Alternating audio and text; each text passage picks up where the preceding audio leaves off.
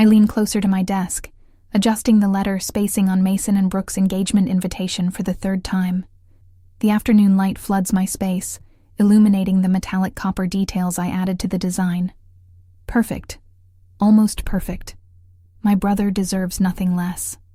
My phone vibrates on the oak surface, moving dangerously close to my coffee mug. Mason's name appears on the screen, bringing an automatic smile to my lips. The party is this weekend. Very limited guest list. I hope you understand. My hands pause mid-adjustment. I read the message again, certain I must have misunderstood. The fine-tipped pen slips from my fingers, leaving an unwanted mark on the sample invitation. What? I mumble to the emptiness of my apartment. My coffee mug tips over when I try to grab my phone, and the dark liquid begins to spread across my sketches. I barely notice. Instead, my eyes drift to the framed photo next to my desk. Mason smiling in his uniform, next to 3 large care packages. I spent weeks assembling, the packages I spent all night preparing so they would arrive in time for the military mail. The packages I stuffed his favorite homemade cookies into, even though I knew I had to work the next day. The packages he called saviors during his deployment. My hands shake as I dial my dad. Monroe? Dad's voice rings after 4 rings, distracted and slightly irritated. Is everything okay? Dad, Mason texted me about a party this weekend? For his engagement? My voice sounds firmer than I feel. Must be some misunderstanding. A moment of silence followed by a sigh. It's just a date, Monroe. Nothing formal. I press my fingers against my nose, feeling the weight of frustration. But I'm his sister. I spent the whole week working on their invitations. Listen, sweetheart. Dad's tone changes to one I know well. It's something simple at Brooke's parents' country house. Don't make a big deal out of it, okay? You know how your brother gets when they start making demands. When I make demands. The unspoken accusation hangs in the air between us. Okay, I manage, my throat tightening. Sure. I hang up before he can hear the crack in my voice. The afternoon light feels colder now as I stare at the design work. Hours of unpaid effort for a brother who didn't even bother to invite me to his pre-wedding celebration. My mind races back 6 months. The 3 a.m. call from Mason in Germany, frantic because his bank card had been blocked. I remember transferring $2,000 from my savings without hesitation. Emergency money he still hasn't paid. I think about the 3 nights I spent creating their engagement announcement when Brooke decided she didn't like the professional template they'd paid for. How I skipped my friend Diane's birthday dinner to meet their deadline. The 18 months of his mission, when I sent a care package every month. When I checked on my mom and dad twice a week. When I helped Brooke move into their apartment so everything would be ready when he got back. My phone buzzes again. My cousin Tara. I just got the e-invite to M&B's party. Are you going up to the lake this weekend? My stomach churns. E-invite. I whisper to myself. What e-invite? I type back. 3 dots appear, disappear, and reappear. Then, oh, what a situation. I thought you'd be there. It's at the Hendersons' house. It seems everyone's going. I ask her to resend it, a request that takes an uncomfortable amount of time to be answered. And the invitation arrives in my inbox. The screen glows with a cheerful nautical design. Join us for a lakeside engagement celebration. The information dances before my eyes, but one thing becomes undeniably clear. This is no intimate gathering. The number of guests, 120 plus. I scroll down the list of names, recognizing Mason's co-workers, distant cousins, Brooke's school friends. Everyone, apparently, except me. The phone rings. It's my dad again. Your brother has his reasons, Monroe, he says, before I can speak. Maybe he thought you'd be uncomfortable around so many people. You know how you get. How do I get? My voice barely comes out as a whisper. Just respect his decision. That's all I'm asking. After I hang up, I stand still, staring at my laptop screen, my bank account open. Years of careful saving. Years of choosing family obligations over my own dreams. My cursor hovers over the Book Now button for the Aspen ski resort I've dreamed of visiting for years. Which I've Postponed so many times because there was always something, or someone, more important that needed me. No longer. I press book now. First-class ticket, Mountain View suite, 6-day stay. When the confirmation email arrives, I snap a photo of my passport next to the flight confirmation. I upload the photo to Instagram with steady fingers. When you're not on the list, you make your own. The first-class cabin envelops me with a quiet luxury I've never allowed myself to experience. Soft leather wraps around my shoulders as I sip champagne, the bubbles dancing on my tongue. A strange cocktail of guilt and euphoria washes over me, stronger than the drink in my hand. One more? The flight attendant gestures to my nearly empty glass. Yes. The word comes out without hesitation, without the familiar mental calculation of whether I deserve this indulgence. Thank you. My apartment's rent for a month wouldn't even cover this one flight, but 6 years of emergency funds are intact in my account. Emergency funds that have always been available when Mason needed them. The seatbelt sign goes out, and I breathe deeper than ever. The Mountain View suite at the Aspen Lodge makes my apartment feel like a storage room. Floor-to-ceiling windows frame snow-capped peaks bathed in alpenglow, turning the white slopes a rosy gold. The king-size bed could accommodate 4 of me. The bathroom gleams with marble I've only seen in design magazines. I stand before the mirror, barely recognizing the woman staring back at me. Her eyes hold an intensity I've never seen before. Part terror, part challenge. "Who are you?" I whisper to my reflection. My phone vibrates against the nightstand for the 12th time in an hour. Dad's name flashes on the screen, then disappears when I put my phone on silent. Mom's message is already there, unread, along with 3 from Mason and 1 from Brooke. I leave my phone face down without checking the messages. Any family fires that need putting out will have to be found in another bucket. What did they say? I grip my coffee mug tighter as Tara's face fills my tablet screen the next morning. The lodge's coffee nook offers privacy for video calls, something impossible at the crowded communal tables. I wasn't supposed to hear that. Tara's voice drops. Brooke was talking to her sister in the bathroom. She said, and I quote, "We thought Monroe was going to kill the mood." Then she said something about how you're always so serious and make everything a big deal. The coffee tastes bitter on my tongue. "Kill the mood. Mason didn't defend you," Tara continues, looking away from the camera. "He just nodded." My phone vibrates with a text from Mom. "I'm so sorry about all this, honey, but you know how your dad and brother get when they've already made up their minds. I hope you understand.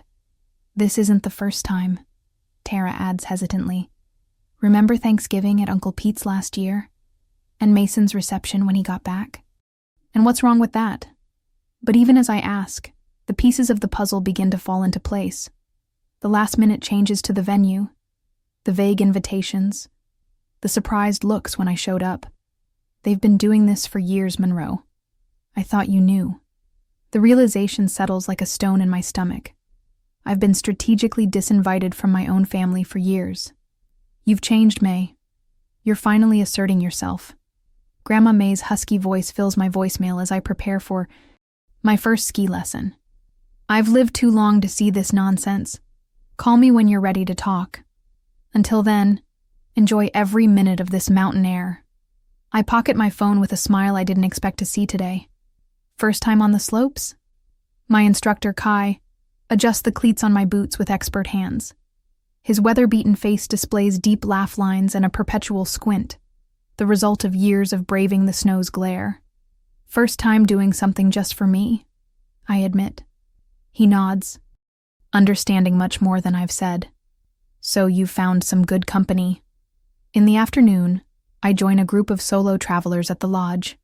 A retired teacher from Vermont, a widower celebrating his birthday, a young woman escaping a breakup. They welcome me without questions about family or obligations. We share stories over hot chocolate, as if we've known each other for years. My cell phone sits silently in my pocket.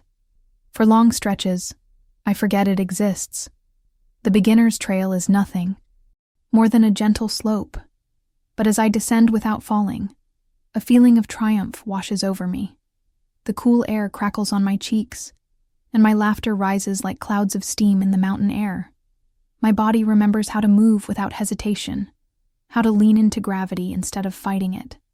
"Not bad for a first day," Kai shouts after me. I've spent my life making things easier for others. The irony isn't lost on me. I'm finally learning to do the same for myself. The lodge's great room vibrates with the energy of a pré-ski. A stone fireplace spreads warmth and light across clusters of comfortable seating where new friendships are formed. I sink into a leather chair, warming my hands on a mug of hot cider, listening to Sophia's story about swimming with dolphins in Hawaii last summer. Suddenly, I realize my phone hasn't vibrated in hours. I pull it out of my coat. 15 missed calls and 32 unread messages. But instead of the usual wave of anxiety, I feel only a curious detachment. Whatever crisis they're facing, they're doing it without me. And they're surviving. And so am I. As the conversation around me grows with laughter, I snap a photo of the stunning mountain sunset, visible through the windows. I upload the photo to Instagram with my fingers steady. Good morning to a new life. Have you ever had to step away from family obligations to discover who you truly are? Share in the comments if you've ever had to make the difficult choice between loyalty to others and loyalty to yourself. The fireplace crackles in the lodge's wood-framed living room as I raise my glass of mulled wine in a silent toast to myself. 3 days into my Aspen escape, the knot that's been living between my shoulder blades for years has finally begun to loosen. My phone vibrates against the polished oak side table, vibrates again, and again. When it vibrates for the 6th time in less than a minute, curiosity wins. I set the glass aside and pick up my phone. 17 notifications. All from Tara. SOS. Total loss of control. Call me now. I hesitate, my fingers hovering over the screen. Part of me wants to silence the call, to maintain the fragile peace I've found. But another part, the one that's spent 3 decades watching my family's chaos from the front row, needs to know. I step out onto the deserted balcony, where the pristine snow reflects the golden lights of the resort. Tara answers on the first ring, the noise of the party blasting through the speaker. "Oh my God, Monroe, you're missing the drama." Her voice carries a mixture of horror and pleasure. "Mason's been flirting with Kelly Winters, you know, his high school girlfriend, for an hour, right in front of Brooke." "What?" The word comes out like a visible cloud in the mountain air. It started with a memory, then the arm touches, and now they're standing there at the bar laughing like they're the only 2 people in the room. I press my fingers to my temple. "And Brooke? You just..." Threw the entire champagne glass in his face. The whole glass. Then he stormed out screaming that the engagement was off. Despite everything, my stomach tightens. Old habits creep in. My mind already calculating how to fix this, what words might soothe it, how to save the party. Then I remember, I wasn't important enough to be invited. "That's not even the worst part," Tara continues. "Mason punched the wall after she left. I'm pretty sure he broke something in his hand. His dad's freaking out. And Mason got into a screaming match in front of everyone. The bartender cut their drinks, and the manager threatened to shut everything down. I can picture it perfectly. Mason red-faced and aggressive, Dad making everything worse with his damage control that only causes more damage. Mom wringing her hands in the corner, pretending nothing's happening. But Grandma May is the real MVP, Tara adds, lowering her voice. She walked up to Mason, looked him straight in the eye and, I quote, "Exactly. This is what happens when you cut off the only responsible adult in your life." The whole room went silent. A strange feeling rises in my chest, somewhere between a laugh and a sob. For 32 years, I've been the invisible support system, the emergency contact, the 3 a.m. problem solver. The reliable one, always there for every crisis. Except this time, I'm not. "I should go," I finally say. "I signed up for a moonlight snowshoe hike." "What? Monroe, did you hear what I said? Your brother is going to ruin and Brooke just left with her bridesmaids. Everyone's looking for you." They know where I am, I reply simply. Because I told them. On Instagram. 3 days ago. I end the call and put my phone on silent. 10 minutes later, I'm stomping through fresh snow with 6 strangers and a guide named Ethan. The forest around us is silent except for our breathing and the soft crunch of snow beneath our snowshoes. First time? Asks a woman next to me. Catherine, from Toronto, I. Remember from introductions. Everything, I admit. First time snowshoeing. First time in Aspen. First time choosing myself over family drama. She laughs, a genuine sound that echoes through the pines. That last one's the hardest. The physical exertion burns my calves as we climb, my breath coming in visible clouds. Each step requires deliberate effort. Lifting, placing, pressing. There's no room for the familiar anxiety when you're focused on not falling face first into a snowbank. Halfway, up. Ethan stops the group in a clearing. The valley spreads out below us, lights twinkling like fallen stars. Above, the moon shines full and impossibly bright against the black canvas of the night. Pause for a moment, he says softly. Sometimes we get so focused on the climb that we forget to look around. Something inside me snaps at his words. A small, unexpected laugh escapes me. Perhaps my first genuine laugh in years. Catherine smiles beside me, and 2 other hikers join in, our laughter rising like vapor into the night sky. I'm not responsible for fixing their mess. The thought hits me so clearly it catches my breath. All these years I've been the designated fixer, the damage control specialist, the emotional support column. But maybe, just maybe, my absence is exactly what they need. 3 hours later, my muscles pleasantly sore from the walk. I return to my room and turn on my phone again.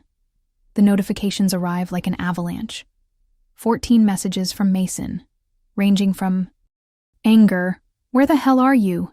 to accusations, "This wouldn't have happened if you were there," to despair, "Please call, this is a disaster." 8 missed calls from Dad, followed by a text that makes my jaw clench. "We needed you. You abandoned your family when we needed you most." 3 tearful voicemails from Mom, each ending with her signature line. "Please don't make a big deal out of this, honey." A text from Brooke, sent 30 minutes ago. "I need help. Mason is a wreck. Can you fix him?" My thumb hovers over Mason's message, muscle memory almost taking over. For a moment, I consider what I've always done. Intervene, smooth things over, absorb the blame, fix what can't be fixed. Instead, I open my contacts. I find Mason's name and tap block contact. The screen asks if I'm sure. I've never been so sure of anything. I block Dad next. Then Mom. Then Brooke. Each tap feels like lifting a heavy weight I've carried for so long I forgot it wasn't mine. I call the front desk.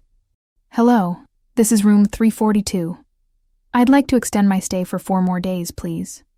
Then I take a selfie by the fireplace, the flames casting a soft glow on my face. I've never been so peaceful. I post it with a caption that would have been unthinkable just a few days ago. 0 regrets. 100% peace. Then I put my phone on silent, leave it on the nightstand, and for the first time in my adult life, I fall asleep without waiting for it to ring. I'm almost halfway down the Silverado, a blue lane. That would have terrified me a week ago, when my cell phone vibrates against my thigh. For a blissful moment, I consider ignoring it like the other 14 calls I've let go to voicemail. But something, that old familiar sense of responsibility, makes me slow my descent and step to the side of the trail. Grandma May's name appears on the screen. Unlike the others, she deserves an answer. "Monroe?" Her voice crackles with a mixture of relief and concern. "They're going crazy trying to reach you." I watch a father and daughter glide past us, their laughter piercing the crisp mountain air. "I needed some time," I reply. "Time?" She giggles. "Your brother left 17 voicemails. It started with, 'How could you do this to me?' And now it's, 'Please, I need you.'" Her voice softens. "Your dad even sent an apology message. Your mom made him send it, of course, but still." I close my eyes, feeling the sun warm my face. What about Brooke? Her sister showed up at your apartment yesterday. She thought you were hiding. Grandma's laugh is high-pitched and full of wisdom. She found nothing but your neighbor watering your plants. I asked Diane to check on them, I murmur, watching a rabbit hop between the pine trees. Where are you, honey? For the first time in days, I smile. A genuine smile, one that reaches my eyes. Somewhere I should have gone years ago. Perfect formation. Victor, my ski instructor, calls out as I make the final turn. 3 days ago, he patiently helped me get up after several falls on the beginner run. Today, I'm confidently turning on a run called Liberdade. See you at the lodge for après-ski? He asks as we reach the end of the run. Wouldn't miss it for the world, I reply, surprised at how quickly I've adapted to this new routine. The lodge staff already knows me. Emma at the front desk holds the newspaper for me. Paolo remembers my coffee order, and Jeanette, the concierge, stops me with restaurant recommendations. Monroe! Jeanette waves as I enter the lobby. The Hendersons asked if you'd like to join them tonight. They're having a family dinner at their cabin and thought you'd enjoy a home-cooked meal. I pause, momentarily confused by the invitation. The Hendersons, a retired couple I'd spoken to during a snowshoeing outing, have no obligation to me. They don't want anything fixed, designed, or resolved. They simply enjoyed my company. I'd love to, I reply, and the simplicity of the exchange almost brings me to tears.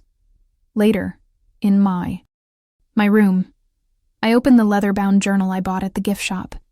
I flip through the pages, watching my handwriting transform from shaky and uncertain to firmer and more fluid. Day 1. I arrived broken, wondering if I made a terrible mistake. Day 5. I skied my first blue run today. I fell twice. I got up twice. No one seemed disappointed in me. Day 7. I recognize my reflection again. I place my pen on a blank page. Day 8. The woman who arrived is not the woman who leaves. Dr. Winters watches me from across her sunlit office in the resort's wellness center. You made a deliberate choice to step away, she says. It's not a question. I nod, turning my silenced phone over in my hands. 67 notifications. I haven't opened any of them. Tell me about your family, she suggests. The unfiltered version. And I do. The words come out like spring meltwater. 18 months of care packages during Mason's deployment. The money I wired without hesitation. The invitations I created without compensation. The birthdays I missed to meet their demands. The savings account I drained solving family emergencies. Returning to those patterns would be a path to self-destruction, I conclude, surprised by my own certainty. Dr. Winters nods. And yet, they're starting to realize what they've lost. Are they? I ask, not entirely convinced. People rarely change until the pain of staying the same outweighs the pain of changing, she replies. Your absence is what tipped the scales. A new message from Tara appears as I settle in by the stone fireplace with a book. Grandma May moved into your parents' guest room. Says she's getting things in order. Dad almost had an aneurysm. I smile, imagining my grandmother's no-compromise approach. Another message quickly appears. Mason admitted to your dad that they took you for granted. Dad actually agreed. I nearly fell out of my chair. Before I can respond, a video message from Brooke arrives. I hesitate, then press play. Her face appears, her eyes red and puffy. Monroe, she begins, her voice breaking. I've been horrible to you. Not just about the party, for the past few months, for the past few years, actually. She wipes her eyes with the back of her hand. No carefully applied makeup. No rehearsed speech. I don't know why you'd forgive me, but I hope you'll let me try to fix this. I put my phone away, my emotions swirling. As I reach for my wine glass, the front desk calls. Miss Taylor, there's a delivery for you. Downstairs, the clerk hands me a cream-colored envelope, bearing Mason's unmistakable handwriting. I run my finger over my name, written with unusual care. Inside, a single page begins. I don't deserve forgiveness, but I must try. I stand still in the grand lobby, snow falling softly outside the windows, wondering how long the path back to forgiveness must take, and whether an immediate reconciliation would heal or harm us both. I fold my last sweater, the cream cashmere one I gifted myself at the Lodge Boutique, and put it in my suitcase. 9 days ago, I threw clothes into this same suitcase with trembling hands, and my vision blurred by tears. Today, my movements are measured, deliberate. The woman who fled here barely resembles the one preparing to return. My phone vibrates. Dad, again. Just checking what time we should pick you up tomorrow, his message says. I type my reply without hesitation. No need. I arranged a rental car. 3 dots appear, disappear. Then, seems unnecessary. We don't mind. I do mind, I reply, and then silence the notifications. Control begins with small decisions. The rental car, the neutral meeting place, the terms of re-engagement after what everyone is calling your little breakdown. As if defending myself could be explained only by mental fragility. From my balcony, I take one last look at the mountains that have witnessed my transformation. Tomorrow, I'll meet my family at the Meridian coffee shop, not at our dinner table, where I've swallowed criticism over Sunday pancakes for 3 decades. Thank you, I whisper to the peaks silhouetted against the twilight sky. I see them through the Meridian's window before I enter. Dad checking his watch, Mom nervously stirring her tea, Mason with his arm around Brooke, who's scrolling through her phone. Their impatience is so familiar, it almost pulls me back into old patterns. I square my shoulders and push open the door. Monroe! Mom sees me first, standing up in a rush with that eager smile. We saved your favorite spot. I sit in the empty chair, carefully placing my leather briefcase. The weight of it anchors me. You look different, Mason says, narrowing his eyes. Skiing is good for me, I reply, making eye contact with the barista instead of my brother. Well, Dad clears his throat, taking the lead as always. Let's put this unpleasant topic behind us. Your mom is beside herself, and Mason and Brooke need help planning the rescheduled engagement party. Brooke nods enthusiastically. We're thinking the first weekend in April. I've already created a task sheet. I've marked yours in yellow. My mother reaches across the table, her fingers trembling slightly as they cover mine. Honey, please. Family needs to stick together, especially with everything that's happened. I gently remove my hand from under hers and open my folder. Before we continue, we need to address what happened. Monroe, Dad warns, dwelling on unpleasant things. I'm not dwelling, I interrupt, my voice low but firm. I'm establishing context. I pull a sheet of paper from my briefcase. On February 16th of last year, Mason called me at 3 a.m. from Germany because his bank card was blocked. I transferred $2,000 from my emergency fund in less than 10 minutes. I look directly at my brother.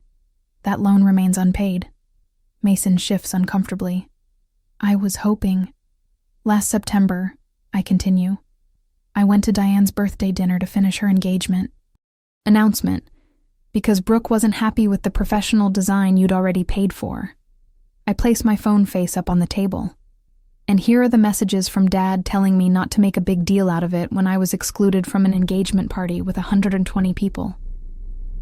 Silence falls over the table, heavy and awkward. My family watches me as if I've just started speaking a foreign language. I'm not here to accuse, I say, folding my hands on the table. I'm here to set boundaries.